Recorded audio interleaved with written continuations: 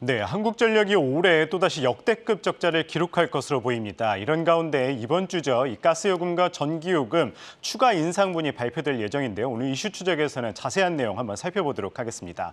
먼저 박소영 뉴스캐스터와 함께 이번 주 이 전기요금과 가스요금 얼마나 오르는지 또 한국전력의 현 상황 어떤지 살펴보도록 하겠습니다. 박소영 캐스터. 이 물가가 정말 무섭게 치솟고 있습니다. 이런 가운데 이 전기요금과 가스요금 당초 인상분보다 더 오른다죠?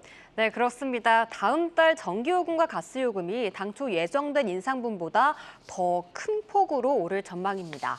러시아의 에너지 무기화로 천연가스 가격이 급등하면서 이 한전과 한국가스공사의 연료비 부담이 커지자 이 정부가 제도 개편을 통해서 이 공공요금 추가 인상을 검토하고 있기 때문인데요. 먼저 전기요금의 경우 정부는 이미 지난해 말 올해 4월과 10월 두 차례에 걸쳐서 기준 연료비 킬로와트 시당 4원 90전을 올리겠다고 발표한 바 있습니다. 하지만 현재 산업부는 애초 계획과 달리 기준 연료비 외에 연료비 조정 단가를 함께 인상하는 방안도 검토 중인 상황입니다.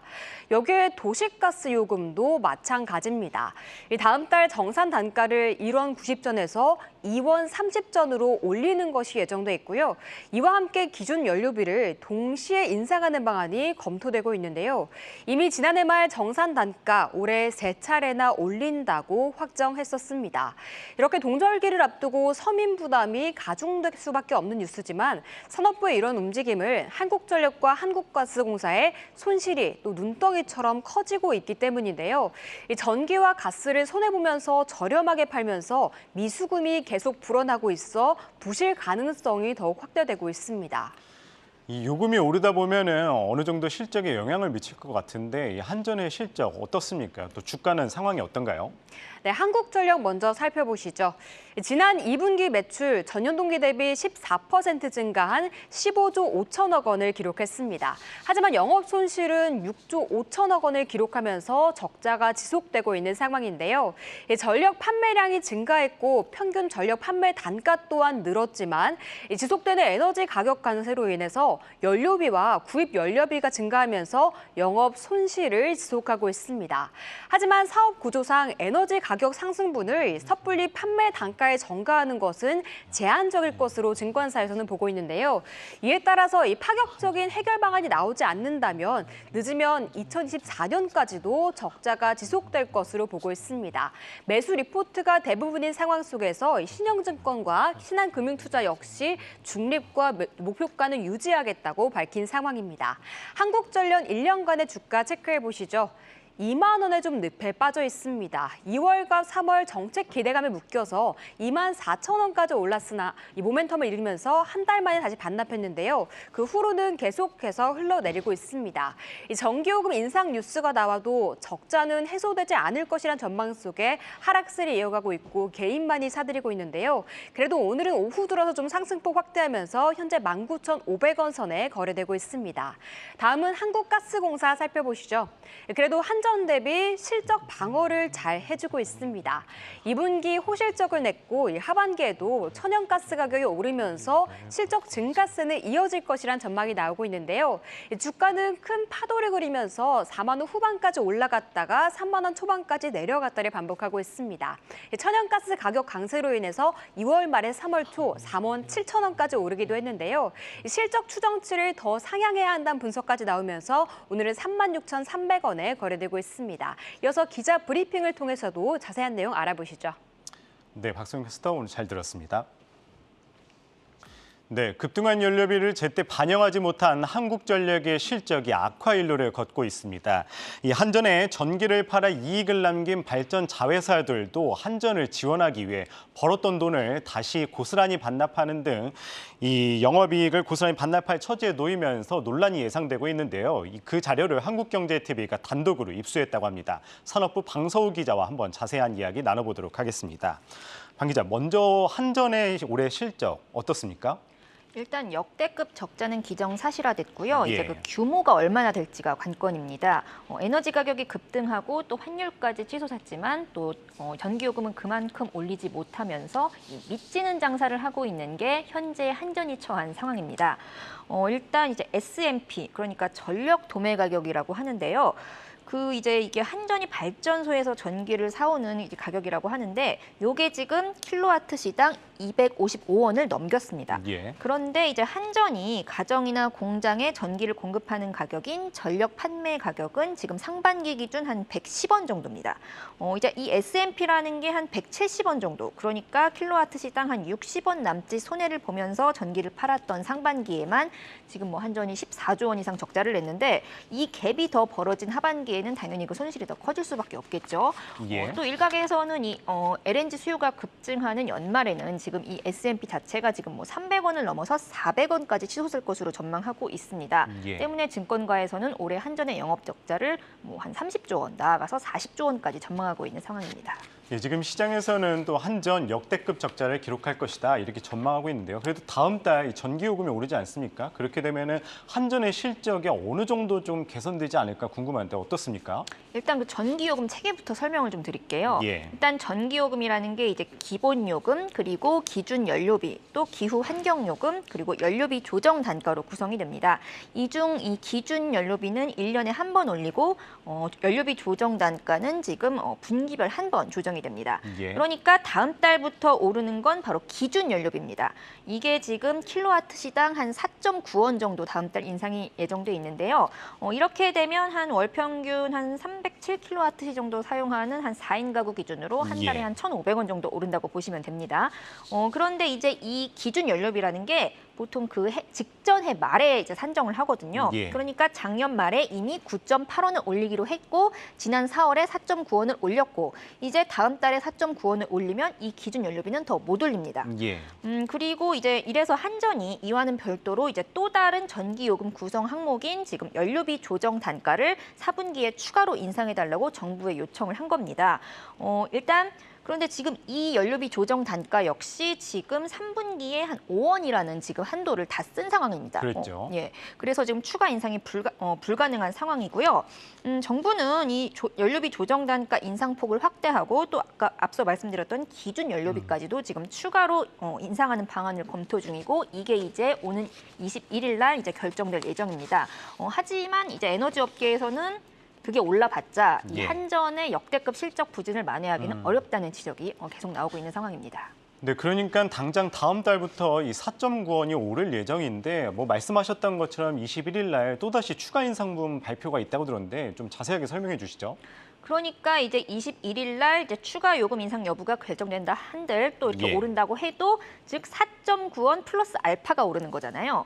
그런데 지금 이 정부가 아직 물가 안정 카드를 버리지 않은 상황에서 이 플러스 알파가 도대체 얼마나 되겠냐는 거죠. 예. 일단 한전이 최근 정부에 제출한 그 4분기 연료비 조정 단가가 한 킬로와트 시당 50원 수준입니다. 예. 즉 한 번에 50원은 올려야지 이제 적자를 면할 수가 있다는 건데 문제는 지난 분기에도 한전은 연료비 조정 단가로 33.6원을 제출했습니다. 하지만 아까 말씀드렸다시피 5원 오르는데 그쳤었죠. 예. 그러니까 이번에도 한전이 요청한 수치보다는 정말 뭐 턱없이 낮은 수준의 인상이 이뤄질 수밖에 없다는 그런 우려가 나옵니다. 그래도 최근에 이 뉴스를 보면은 한전이 이 재무 구조를 개선하기 위해서 뭐 부동산도 판다, 뭐 자구책을 좀 마련한다는 것 같은데 어떻습니까? 일단 그런 자구책을 내놓긴 했습니다. 예. 그런데 이제 좀 벌써부터 미봉책이라는 지적이 나옵니다. 지금 보시면 이제 한전이 정부에 제출한 이제 자료를 토대로 그래프를 만든 건데요. 지금 뭐 자산 매각이라든가 또 사업 조정, 또 경영 효율화를 통해서 향후 5년간 지금 14조 2천억 원의 자금을 확보한다는 그런 계획을 내놨습니다. 하지만 이 중에서 지금 말씀하신 대로 부동산, 즉 토지나 이런 보유 자산을 재평가하는 식으로 지금 7조 원 정도의 자금을 마련하겠다고 했으니까 예. 24조 원 중에 7조 원 정도를 그야말로 부동산을 통해서 이제 확보를 하겠다는 거죠. 그러니까 본업을 잘해서가 아니라 깔고 앉은 부동산이 올랐으니까 좀 이제 회계상이 그냥 오른 상태, 그러니까 예. 좀 약간 눈속임 같은 거죠. 그리고 지금 한전이 계속 적자를 내고 있기 때문에 예. 지금 회사를 운영하기 위해서는 지금 회사채를 계속 발행하고 있습니다. 지금 빚을 내서 경영을 하고 있다는 소리죠. 예. 그런데 이제 그렇게 발행한 회사채가 올 들어 지금 19조 원을 넘고 거의 뭐 한 매달 2조 원 넘게 이제 발행한 셈인데 문제는 최근 금리가 이제 오르면서 한전의 회사채 발행 금리도 거의 뭐 5%에 육박하고 있습니다. 일단 지난해 보통 한 이제 5년물 기준으로 한 한전의 회사채 발행 금리가 한 2% 정도 됐는데 지금 이제 거의 뭐 2배 넘게 금리가 올랐죠. 작년에 요 2%대 금리 수준으로 한 예. 이자 비용을 한전이 냈던 게 1조 9천억 원 정도입니다. 그러면 거의 뭐 올해나 내년에는 뭐 3조 원 넘게도 낼 수 예. 있다. 이런 계산이 나옵니다. 그래서 한전이 이 자회사를 쥐어짠다 이런 이야기 나온 것 같은데 방 기자가 단독으로 자료를 입수했다죠? 예, 일단 이 에너지 가격이 급등하게 되면 이제 예. 한전의 그런 발전 자회사 또 뭐 민간 발전 자회사 이런 발전 회사들은 영업이익이 늘게 돼 있습니다. 왜냐하면 이들은 한전의 전기를 높은 가격으로 팔 수 있기 때문입니다. 예. 하지만 이 가운데 이제 한국 중부발전, 또 남동발전, 남부발전, 동서발전, 서부발전 이런 한전의 발전 자회사 5곳, 민간 발전 자회사가 아닌 요 한전의 발전 자회사 5곳은 그렇게 벌어들인 영업이익을 고스란히 한전에 반납하게 생겼습니다. 한국경제TV가 이제 입수한 자료에 따르면 이들 발전 5사는 올해 타사 재정 건전화를 이유로 연간 4천억 원의 단기 순손실을 기록할 전망입니다. 예. 이제 해당 자료는 이제 중부발전이 한 불과 열흘 전에 작성한 자료고요. 중부발전이 작성한 자료이기 때문에 좀 중부발전 위주로 설명이 돼 있지만 다른 발전사들도 상황은 비슷하다고 합니다. 일단 중부발전만 놓고 보면요, 올해 영업이익이 1,900억 원 이상이고 또 좀 이렇게 영업의 수익도 발생을 하고 있지만 지금 예. 영업 외 비용으로 지금 4천억 원 넘게 지출을 하고 있는 상황이잖아요. 그래서 결론적으로 228억 원의 단기 순손실이 나오는 겁니다. 반대로 이제 민간 발전사들은 좀 영업이익과 단기 순이익 모두 지난해 상반기 지난해보다 이제 굉장히 크게 늘었고 이 기세가 계속 이어갈 것이라는 전망이 나옵니다. 따라서 이런 한전의 발전 자회사들이 좀 본업으로 번 돈을 한전 지원에 상당 부분 투입하는 것이 가능하다 이런 해석이 나오고요. 일단 이 구체적인 지원 방식과 규모에 대해서 이 발전사들이 뭐 전부 함구하고 있는 상황이지만 아무래도 이런 수천억 원의 영업이익이 예상됐던 발전사들이 정말 이렇게 많은 비용을 지출하면서까지 좀 한전을 지원하고 따라서 이제 적자가 불가피하다는 점에 대해서는 좀 분명한 설명이 필요해 보입니다. 예, 알겠습니다. 올해 또다시 역대급 적자를 기록할 것으로 보이는 한국전력에 대해서 알아봤습니다. 방 기자 오늘 고생하셨습니다. 네, 계속해서 유틸리티주 이 대응 방향 한번 알아보도록 하고 국내 증시 전반적으로 점검해 보도록 하겠습니다. 이 조윤주 NH투자증권 연구위원 나오셨습니다. 안녕하십니까? 네, 안녕하세요.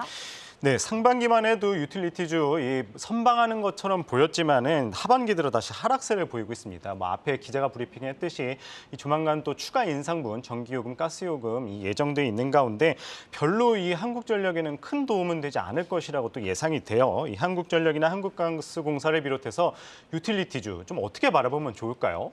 네, 원래는 이제 경기 침체 국면이다, 뭐 이런 매크로의 불확실성이 높은 상황이다라고 하면은 경기 방어주 성향의 유틸리티 업종이 굉장히 인기가 많습니다. 예. 경기와 무관하게 전기는 계속 사용되고 필수적인 자재이기 때문에 결국에는 매출 그로스가 안정적으로 나오기 때문에 이 유틸리티 업종은 다른 매크로에 민감한 업종 대비해서는 안정적이다라는 점에서 인기가 많았는데요. 그럼에도 불구하고 이제 이러한 매크로 환경에서도 유틸리티 업종이 부진한 이유는 아무래도 이전과 다르게 비용이 굉장히 크게 증가했고 예. 특히 이런 에너지 쪽에서의 비용이 굉장히 크게 증가했던 부분이 아무래도 유틸리티 업종의 적자를 더 키웠다라고 판단을 하고 있습니다. 여기에 플러스 환율적인 측면에서도 이제 역대 처음으로 원달러 환율이 굉장히 크게 올라온 상황이고요. 여기에 플러스 전체적인 매크로 그림을 봤을 때는 그린 에너지로 이제 에너지가 변경되면서 이런 환경 비용까지도 추가되고 있는 상황입니다. 그렇다 보니까 유틸리티 업종 입장에서는 비용은 계속해서 올라오고 있는데 매출은 오히려 안정적으로 유지되는 그런 흐름이 나타나다 보니까 적자가 더 계속해서 커지는 그런 흐름이 나타나고 있지 않나라고 생각을 하고 있습니다. 네, 이제 시장에 대해서 한번 여쭤보도록 하겠습니다. 이번 주 시장의 관심은 이제 FOMC겠죠. 자이언트 스텝 기정사실화 되어 있습니다. 이제는 점도표나 최종금리를 좀 살펴봐야 될 것 같은데 최종금리 같은 경우에 기존 4.0%에서 또 4.5%까지 상승할 것이다 이런 이야기도 나오고 있는데 어떻습니까? 네, 맞습니다. 이제 9월 FOMC 회의에서 75bp를 올리냐 아니면 100bp를 올리냐 이런 부분이 중요하지 않을 것 같습니다.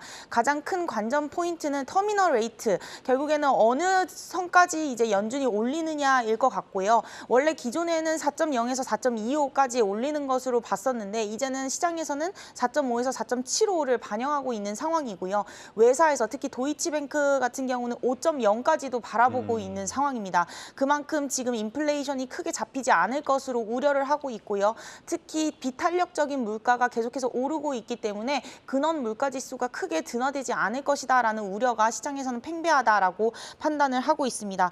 저희 역시도 이번에 터미널 레이트는 4.5 이상으로 좀 올라갈 것으로 예상을 하고 있고요. 예. 그렇다면은 결국에는 2023년까지도 연준의 금리 인상 사이클은 유지될 수는 있을 것 같습니다. 물론 자이언트 스텝이다라는 부분의 고강도 긴축은 아니더라도 50bp라든가 25bp는 2023년까지도 이어질 수 있을 것 같고요. 그렇게 본다면은 고물가, 고금리 시대가 크게 바뀌지는 않을 것 같습니다. 그래서 그러한 고물가와 고금리 시대에 적응하는 그런 환경이 저희는 필요하다라고 판단하고 있습니다.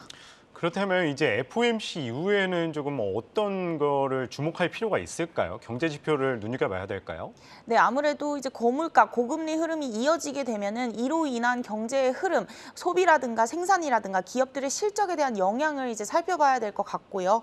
저희가 봤을 때는 미국 같은 경우는 경제 지표가 굉장히 양호하고 기업들의 실적도 크게 빠지지 않고 있습니다. 물론 2분기 실적이 많이 하향 조정된 부분도 있고 또 3분기 실적도 가파르게 내려오고 있는 부분이 있지만 예전 경기 침체와 비교했을 때 기업의 파산율이라든가 아니면 가계 부채가 뭐 파산한다든가 이런 부분까지는 나타나고 있지 않기 때문에 뭔가 신용 리스크로 퍼지지는 않는 것 같습니다. 그래서 오히려 저희는 9월 FOMC 회의 이후에 이런 정책 불확실성이 끝나고 나면 단기적으로는 안도랠리가 좀 나타날 수 있을 것 같고요.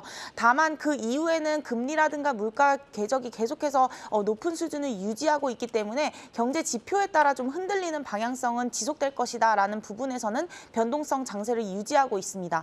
다만 과거에 저희가 계속 보수적으로 시장을 말씀드릴 것과는 반대로 미국 같은 경우는 어느 정도 이제 9월, 10월 4분기쯤에는 저점이 나올 수는 있겠다라고 생각을 하고 있어서 저희는 뭐 금융사라든가 아니면 저희 고객들 사이에서는 단기 트레이딩을 좀 추천을 드리고 있고요. 특히 말씀드린 대로 미국 같은 경우는 크레딧 디폴트로 넘어가지 않는다라고 본다면은 마일드 리세션 가능성이 높기 때문에 과도한 이런 주가 하락은 오히려 매수 기회다라고 판단하고 있습니다. 한편 이 강달러가 지속되면서 외국인의 매도세도 이제 지속이 되고 있어요. 그렇다 보니까 이런 추세대로라면은 이 외국인의 이 국내 주식 시총 비율이 이제 30%도 붕괴될 거다 이런 이야기도 나오는데 이와 관련해서는 좀 어떻게 보십니까? 네, 아무래도 이제 한국이랑 미국은 좀 다를 것 같습니다. 미국 같은 경우는 말씀드린 대로 워낙 가게나 기업들이 현금 보유성이 많고 실적도 그렇게 크게 빠지지 않고 워낙 규제도 강했기 때문에 부동산 리스크라든가 이런 익스포저가 낮은 반면에 한국 같은 경우는 가계부채도 굉장히 높은 상황이고 기업들도 부채에 의존하는 부분, 특히 자영업자들도 마찬가지고요. 그렇다 보니까 한국 같은 경우는 리스크가 더 큰 상황인데 여기에 플러스 지금 원달러 환율로 인해서 아무래도 수입 물가가 더 크게 올라오고 있는 상황입니다. 그렇다면은 내수 물가가 더 올라올 수밖에 없는 상황이고요. 그러면 소비자 입장에서는 소비가 더 빠르게 둔화될 수밖에 없는 상황입니다. 그래서 저희는 미국 같은 경우는 이제 저점을 확인하는 구간, 그래서 많이 내려갔을 때는 매수 기회라고 본다면 한국 같은 경우는 많이 내려가더라도 조금 더 살펴보자라는 입장을 취하고 있고요. 특히 신흥국 중심으로 디폴트 리스크가 더 커질 수 있다라고 생각을 하고 있어서 외국인 같은 경우에도 급하게 들어오지는 않을 거라고 생각을 하고 있고요. 보유 비중 같은 경우에도 30% 밑으로 내려갈 가능성도 저희는 열고 있다라고 보고 있습니다. 말씀하신 게 이제 외국인 다시 돌아오기는 뭐 아직 쉽지는 않다 이렇게 말씀을 주셨어요. 그래서 그런지 이 최근 시장 보면은 이 7, 8월분 상승분을 이제 그대로 반납한 시장인 것 같은데 이제 상분기 실적 발표도 예정돼 있고 그런 상황에서 우리 증시 좀 어떻게 바라보면 좋을까요? 네, 이제 가장 많이 듣는 질문이 이제 저점을 확인을 했느냐 아니면 또 다른 저점을 저희가 볼 수 있느냐라는 질문을 많이 받습니다. 그래서 저희가 봤을 때는 S&P 500 미국 기준으로는 저점이 이제 3,600인데 그걸 뚫고 내려가지는 않을 것 같고요. 한국 같은 경우는 그 저점 근방까지는 갈 수 있을 거라고 생각을 하고 있습니다. 그래서 아직까지는 좀 보수적으로 대체하자라고 생각을 하고 있고요.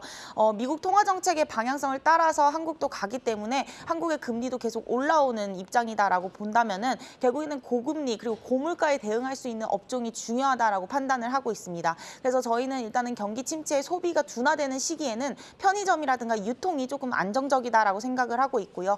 그 외에 한국 경기나 매크로 상황에 상관없이 한국이 글로벌리 잘하고 있는 엔터테인먼트나 아니면은 뭐 그린 에너지 이런 쪽은 좀 긍정적으로 평가하고 있습니다. 네, 보수적으로 접근하되 이 엔터나 신재생 에너지주 좀 주목할 필요가 있다 말씀 주셨습니다. 조현주 NH투자증권 연구위원이었습니다. 오늘 말씀 고맙습니다. 감사합니다.